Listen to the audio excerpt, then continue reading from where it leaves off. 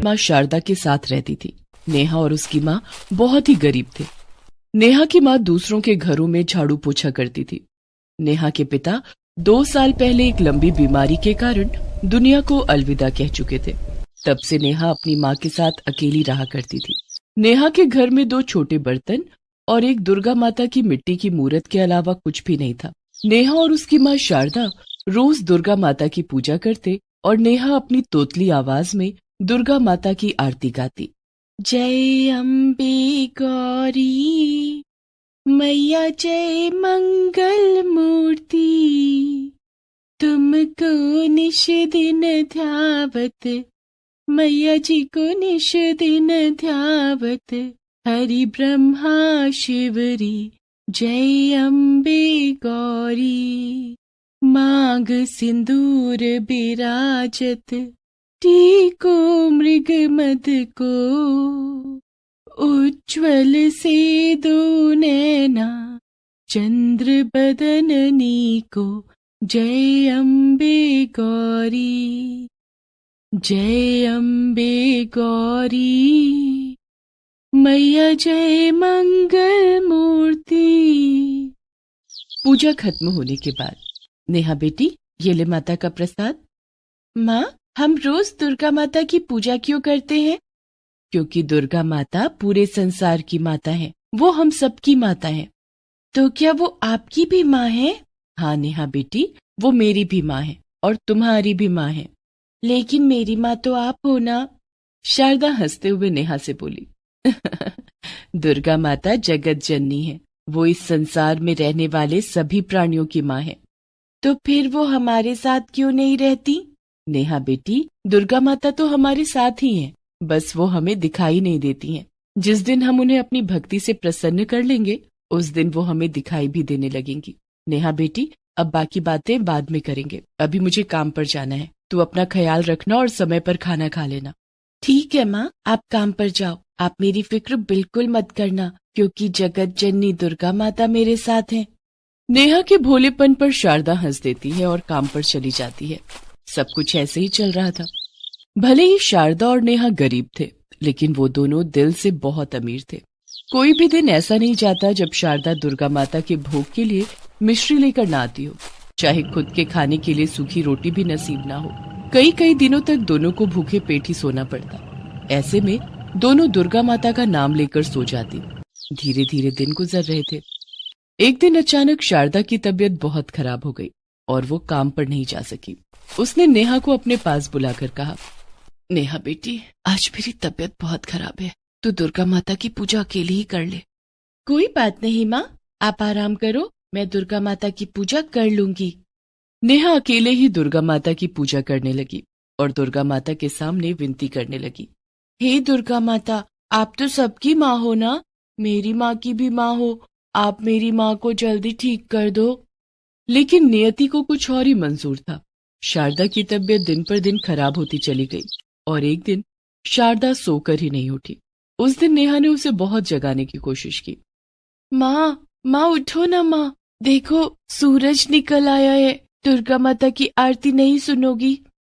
लेकिन शारदा तो हमेशा के लिए सो चुकी थी। जब शारदा काफी देर तक नहीं उठी, तब नेहा डर के मारे जोर जोर से रोने लगी। उसके रोने की आवाज सुनकर आस पड़ोस के लोग वहां जमा हो गए। उन्होंने शारदा का दाह संस्कार कर दिया। शारदा के जाने के बाद अब नेहा घर में बिल्कुल अकेली हो गई थी। उसे शारदा की बहुत याद आ रही थी। घर में खाने के लिए भी कुछ नहीं था। माँ को खोने का दुख और जोरों की लगी भूख दोनों नेहा को बेचैन कर रहे थे। रोती हुई नेहा घर में रखी दुर्गा माता की मूर्ति के पास जाकर बोली, हे दुर्गा माता, आपने मेरी माँ को अपने पास बुला लिया, अब मेरा इस दुनिया में क्या काम, मुझे भी अपने पास बुला लो, या तो आप मेरे पास आ जाओ, आप तो संसार की माँ हो ना। तभी नेहा को अपनी माँ शारदा की कही हुई बात याद आती है। नेहा बेटा, दुर्गा माता तो हमारे साथ ही हैं, बस वो हमें दिखाई नहीं देती हैं। जिस दिन हम उन्हें अपनी भक्ति से प्रसन्न कर लेंगे, उस दिन वो हमें दिखाई भी देने लगेंगी। मैं अपनी भक्ति से दुर्गा माता को प्रसन्न करूंगी और वो मुझे दिखाई देने लगेंगी। उस दिन के बाद से नेहा दुर्गा माता की मूर्ति के सामने बैठकर लगातार उनकी आरती गाने लगी। धीरे धीरे करके कुछ दिन बीत गए, लेकिन नेहा अपनी जगह से टस से मस नहीं हुई। वो कई दिनों से भूखी थी, लेकिन शायद दुर्गा माता को देखने की चाहत में उसकी भूख कहीं गायब हो गई थी। कई दिन बीत गए। नेहा ने अन्न का एक दाना भी अपने मुंह में नहीं लिया था और लगातार दुर्गा आरती गाए जा रही थी। जय अम्बे गौरी मैया, जय मंगल मूर्ति, तुमको निश दिन ध्यावत हरि ब्रह्मा शिवरी। जय अम्बे गौरी मांग सिंदूर बिराजत, टीको मृग मद को मैया, टीको मृग मद को। उज्ज्वल से दो नैना चंद्र बदननी को। जय अम्बे गौरी, जय अम्बे गौरी मैया, जय मंगल मूर्ति। नेहा की कठिन तपस्या देखकर दुर्गा माता का दिल पसीज गया। दुर्गा माता ने मन ही मन में सोचा, नेहा कई दिनों से मुझे पुकार रही है, मुझे अब नेहा के पास जाना ही होगा और नेहा की मदद भी करनी होगी। दुर्गा माता नेहा की माँ शारदा का रूप धारण करके नेहा के सामने प्रकट हो जाती हैं और नेहा से कहती हैं, नेहा बेटी आंखें खोलो। शारदा की आवाज सुनकर नेहा अपनी आंखें खोलती है। अपनी माँ शारदा को अपने सामने देखकर नेहा खुशी से उछल पड़ती है और शारदा के गले लग जाती है। माँ तुम आ गई माँ। माँ मैंने दुर्गा माता की बहुत तपस्या की है, मैं कई दिनों से लगातार दुर्गा माता की पूजा कर रही हूँ। बेटी तुम्हारी तपस्या से खुश होकर ही दुर्गा माता ने मुझे तुम्हारे पास भेजा है। सच माँ? हाँ मेरी बच्ची तूने बहुत दिनों से कुछ नहीं खाया, चल मैं तुझे खाना खिला देती हूँ। लेकिन माँ तुम्हें कैसे पता चला कि मैं बहुत दिनों से भूखी हूँ? क्योंकि दुर्गा माता ने मुझे सब बता दिया है। अब चल जल्दी से खाना खा ले, देख मैं तेरे लिए हलवा पूरी लाई हूँ। दुर्गा माता अपनी शक्ति से भोजन की एक थाली प्रकट कर देती हैं, जिसमें हलवा पूरी और कई तरह के पकवान थे। शारदा बनी दुर्गा माता नेहा को अपने हाथों से खाना खिलाने लगती हैं। काफी दिनों के बाद अपनी माँ को अपने पास पाकर नेहा भी बहुत खुश थी। माँ आप भी खाओ ना। नेहा अपने हाथों से शारदा बनी दुर्गा माता को खाना खिलाती है। नेहा के हाथ से खाना खाकर दुर्गा माता मन ही मन सोचती हैं, नेहा बेटी तेरी भक्ति ने मुझे प्रसन्न कर दिया, जल्दी तेरे सारे दुख दूर हो जाएंगे, लेकिन कुछ दिन तेरे सानिध्य का आनंद मैं भी ले लूं। अब शारदा बनी दुर्गा माता नेहा के साथ ही रहने लगती हैं।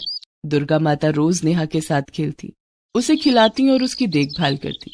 नेहा रोज माता दुर्गा की मूर्ति की पूजा करती और शारदा बनी दुर्गा माता भी उसके साथ पूजा करती। नेहा अपनी तोतली आवाज में जब दुर्गा आरती गाती, तब शारदा बनी दुर्गा माता गदगद हो जाती। इसी तरह से दोनों के दिन हंसी खुशी से बीत रहे थे। एक दिन दुर्गा माता तो जब से नेहा के पास गई हैं, वापस आने का नाम ही नहीं ले रही हैं। इस तरह से तो सारे जगत में अंधियारा छा जाएगा। माता इस संसार के बाकी प्राणियों की तरफ ध्यान ही नहीं दे रही हैं। अब मुझे ही कुछ करना होगा।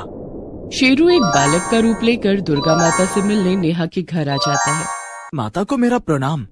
आओ शेरू, तुम भी मेरे साथ नेहा के सानिध्य का आनंद लो। नहीं माता, मैं यहाँ रहने नहीं आया।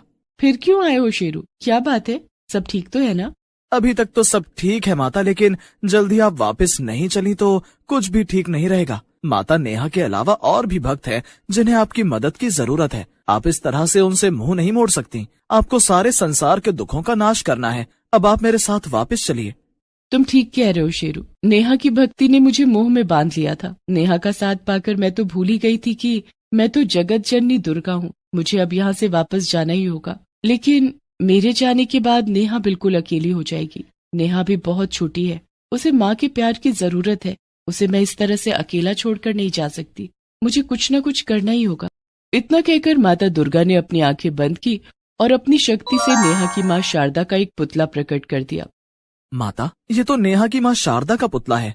हाँ शेरू, लेकिन नेहा इस पुतले के साथ कैसे रहेगी? तुम चिंता मत करो शेरू, ये पुतला अभी जीवित हो उठेगा।